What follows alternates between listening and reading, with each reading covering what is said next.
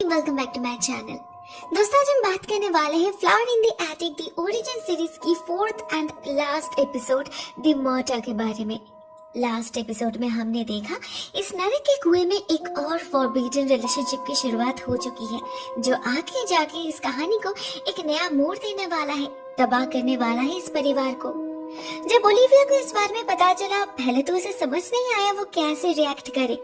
बाद में उसने डिसीजन लिया कि कोरिन और क्रिस्टोफर को उनकी असलियत जाननी चाहिए, तब जरूर वो लोग एक दूसरे का साथ छोड़ देंगे।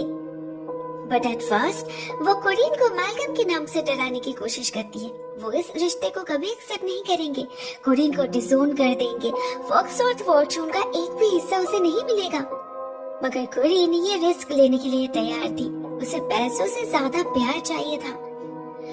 अब ओलिविया के पास और कोई ऑप्शन नहीं बचा था, उसे सब कुछ बताना ही पड़ता है, उस सच को बाहर लाना पड़ता है जिसे छुपाने के लिए उसने अभी मिसेस टेनर का खून किया है।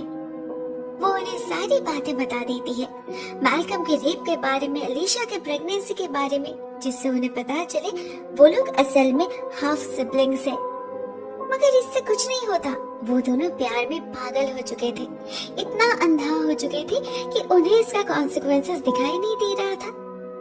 ओलिविया उसी रात क्रिस्टोफर के साथ भागना चाहती थी, मगर क्रिस्टोफर मना कर देता है। उसे पता था पैसों के बिना सरवाइव कर पाना कितना मुश्किल है। उन्हें कुछ भी डिसीजन लेने से पहले आगे का सब कुछ प्लान करना होगा।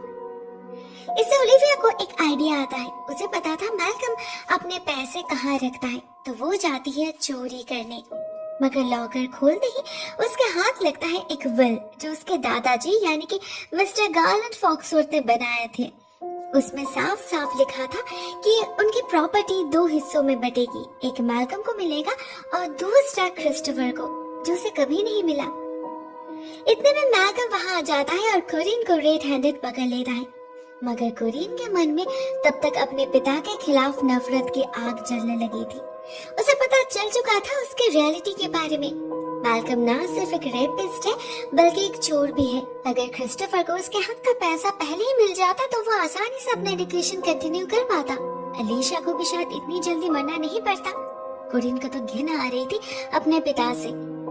On the other hand, Malcolm उसे समझाने की बहुत कोशिश करता है कि उसने जो भी किया है सिर्फ और सिर्फ उसी के लिए किया है। मगर इसके रूड बिहेवियर से मैल्कम बिट्रेड फील करने लगता है। ऊपर से जब उसे पता चलता है कोरिन क्रिस्टोफर से प्यार करती है, उससे शादी करना चाहती है और उसी की वजह से ये सब कुछ हो रहा है, तो गुस्से में पागल हो जाते हैं वो। ओलिविया एग्जैक्टली इसी सिचुएशन को अवॉइड करना चाहती थी, इसीलिए कोरिन को समझाने गई थी वो। मगर अब सब कुछ सबके सामने आ चुका था, तो वो गेस कर पा रही थी मैल्कम इसके बाद क्या करेगा। वो अपना सारा गुस्सा जरूर क्रिस्टोफर पर ही निकालेगा। होता भी यही। मैल्कम बिल्कुल उसी तरह उसे चोक करने लगता है जैसे कभी उसने उसके पिता को मारा था, और गुस्से में ये बात उसके मुंह से निकल भी जाती है। क्रिस्टोफर उस राक्षस के हाथ से खुद को बचा नहीं पा रहा था, स्ट्रगल कर रहा था वो, तो कोरिन उसकी हेल्प करती है। एक भारी चीज से मैल्कम के माथे पर वार करके नीचे की तरफ भागने लगती है। तब तक उनके चीखों से नीला का परिवार भी घर में आ चुका था। उनके सामने कोरिन अपने पिता को ह्यूमिलिएट करने लगती है, उसे एहसास दिलाती है उनकी वजह से कितने लोगों की जिंदगी खराब हुई है, कितनों का घर उजाड़ा है उसने। इंसान के शरीर में हैवान है वो। मैल्कम अपने इंसल्ट और सहन नहीं कर पाता, वो गुस्से में ऊपर चला जाता है और मामला कुछ देर के लिए शांत पड़ जाता है। ओलिविया फिर से एक बार अपने बेटी को समझाने की कोशिश करती है, मगर कोरिन किसी के सुनने वालों में से नहीं थी। उधर मैल्कम एक प्लान बनाता है। वो क्रिस के मन में शक पैदा करने की कोशिश करता है, ये कहकर कि कोरिन एक बहुत ही सेल्फिश लड़की है जिसे अपनी खुशी के सिवा और कुछ नहीं दिखता, और वो कोई दूध की धुली भी नहीं है। उसने 1 साल पहले ही अपने बच्चे का अबॉर्शन करवाया है। क्रिस्टोफर इस सच के लिए तैयार नहीं था। वो चौंक जाता है और फाइनली मैल्कम का ऑफर एक्सेप्ट कर लेता है, $10,000 के बदले कोरिन को छोड़ने का ऑफर। मगर जाने से पहले वो एक बार कोरिन से मिलना चाहता था अकेले में। ओलिविया उसे वो मौका देती है, ये जाने बिना ही कि इसका नतीजा कितना भयानक होने वाला है। ये क्रिस्टोफर का चाल था इस घर से भागने का। कुछ देर बाद जब ओलिविया लौटती है तब तक वो कोरिन को लेकर जा चुका था। $10,000 और कोरिन के सारे ज्वेलर्स के साथ। ओलिविया के तीनों बच्चे ही जा चुके थे। वो बिल्कुल अकेली पड़ चुकी थी। किसी तरह अपने लोनली लाइफ से कोप अप करने की कोशिश कर रही थी वो, मगर मैल्कम वैसा की वैसा ही रह गया। कोई भी बदलाव नहीं आया उसमें, ना उसकी लाइफ में ना कैरेक्टर में। इस उम्र में भी छोटे छोटे बच्चों को चेकआउट करने से उसे शर्म नहीं आती। रिसेंटली उसकी नजर पड़ी है सीलिया की बेटी ग्रेस के ऊपर, जो रिश्ते में उसकी ग्रैंड डॉटर है। एक दिन वो उसे लिफ्ट ऑफर करता है, गॉड नोस किस बहाने से। ग्रेस राजी भी हो जाती है, बट फॉर्चुनेटली ओलिविया उसे रोक लेती है। वो अपने पति को बहुत अच्छे से जानती है, इसीलिए बिल्कुल भी भरोसा नहीं करती उस पर।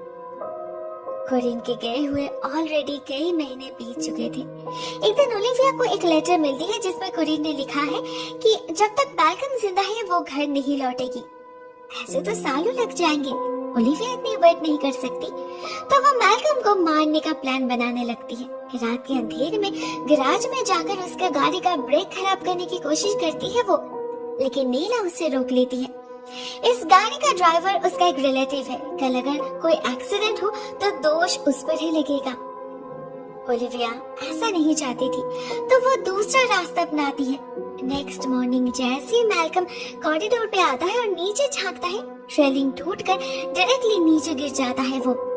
ओलिविया वहाँ पर ही बैठी थी, मगर उसका कोई रिएक्शन नहीं होता। क्यों होगा? उसे तो पहले से ही पता था ऐसा कुछ होगा। उसने कल रात एक हैंडसॉ से वो रेलिंग्स काट कर जो रखी थी। मगर इतना कुछ करने के बाद भी मैल्कम नहीं मरता। पूरे 6 महीने हॉस्पिटल में बिताने के बाद घर लौट आता है, मगर उसकी हालत मौत से भी बदतर हो चुकी थी। उसका लेफ्ट साइड कंप्लीटली पैरालाइज्ड हो चुका था।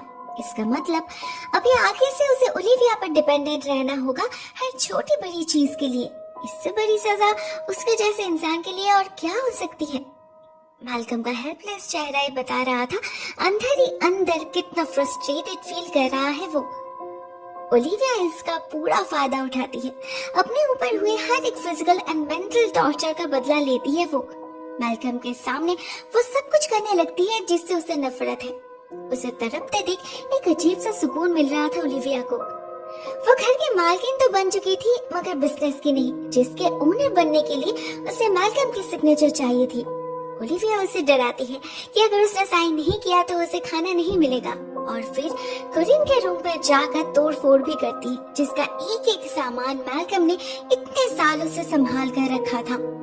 लेकिन इस हालत में भी वो हार मानने के लिए तैयार नहीं था। एक हाथ से ही वो ओलिविया पर हमला कर देता है, उसे चोक करने लगता है।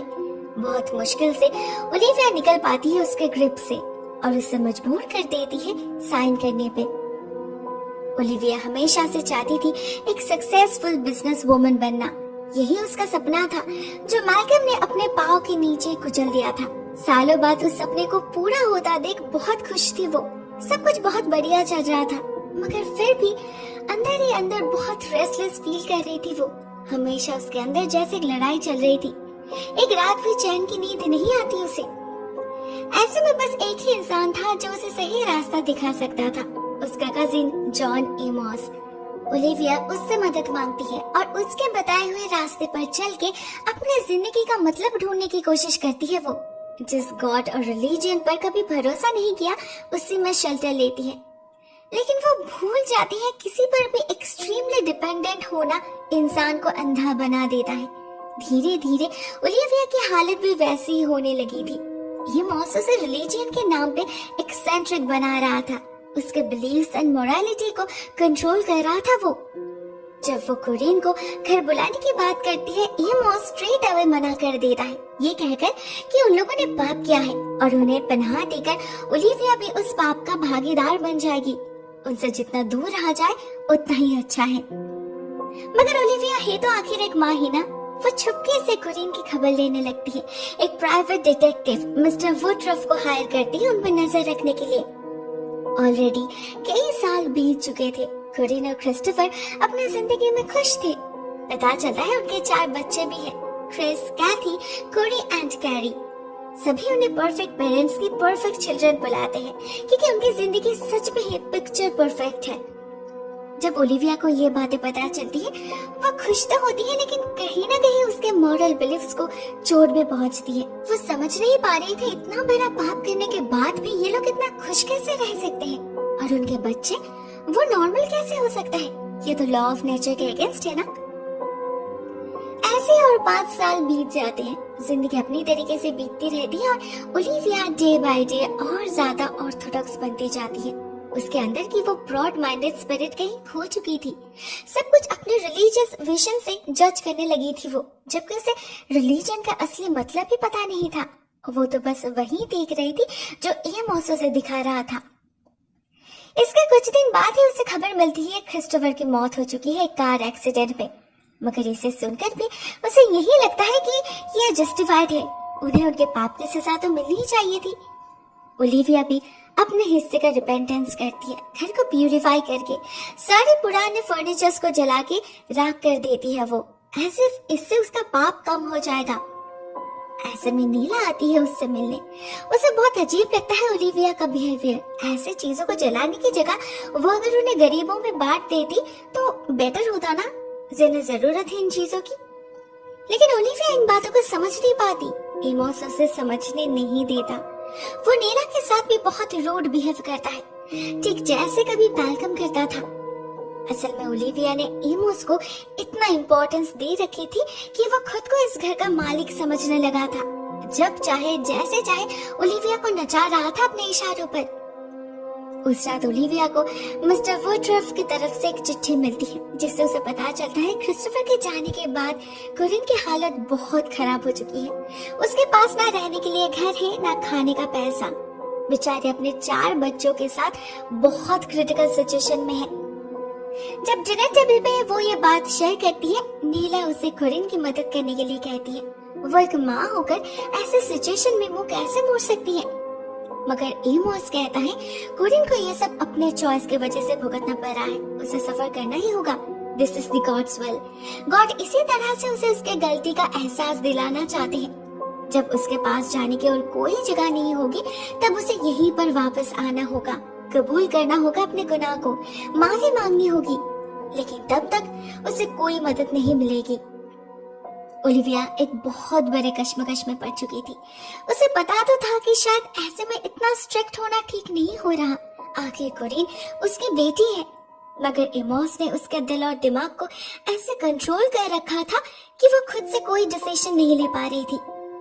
नीला फिर से एक बार उसे वार्न करती है कि वो फिर से किसी का हाथ का पुतला बनती जा रही है। कोरिन को अभी किसी लेसन की नहीं, उसके लव एंड सपोर्ट की जरूरत है। जरूरत से ज्यादा भुगत चुकी है वो।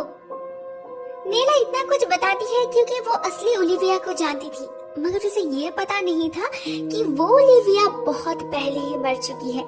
ये ओलिविया वही करेगी जो उसके झूठे रिलीजन ने उसे सिखाया है। वो इंतजार करने लगती है कोरिन के बेबस होने का, उस दिन का जब वो हार मान लेगी।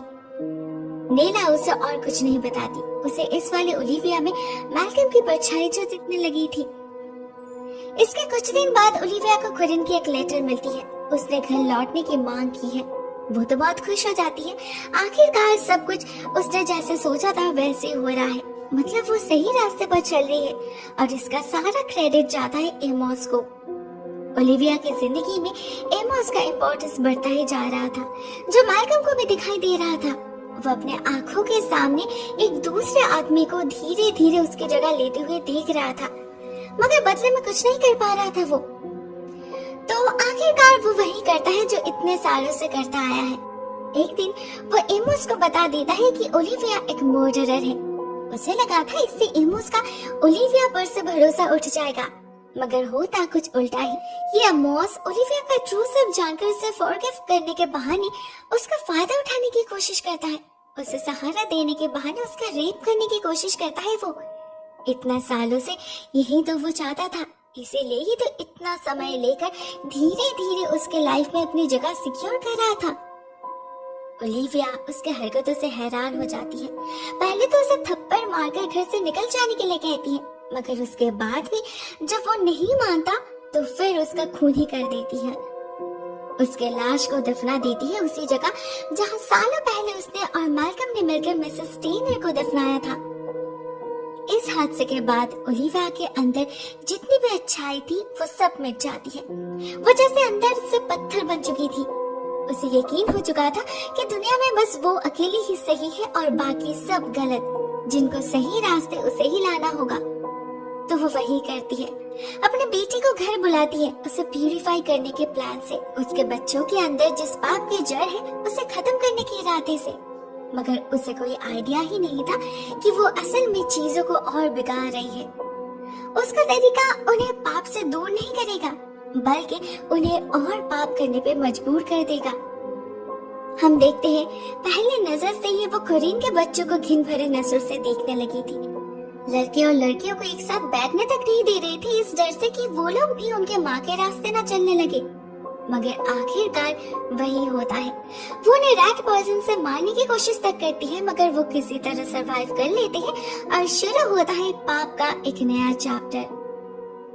दोस्तों, इसके आगे क्या होता है वो तो हम सबको पता है। ऑनेस्टली मुझे प्रीक्वल काफी अच्छी लगी। होल स्टोरी को कंप्लीट कर देती है ये स्टोरी। सिर्फ अगर मैल्कम की माँ कोरिन के बारे में और जानकारी मिलती तो अच्छा होता। एनीवेज, ये सीरीज यहीं पर एंड हो जाती है। उम्मीद है आपको वीडियोस पसंद आई होगी। आज के लिए बस इतना ही दोस्तों। Thank you so much for watching this video. बहुत जल्द मिलते हैं एक और नए वीडियो के साथ। तब तक के लिए टेक केयर।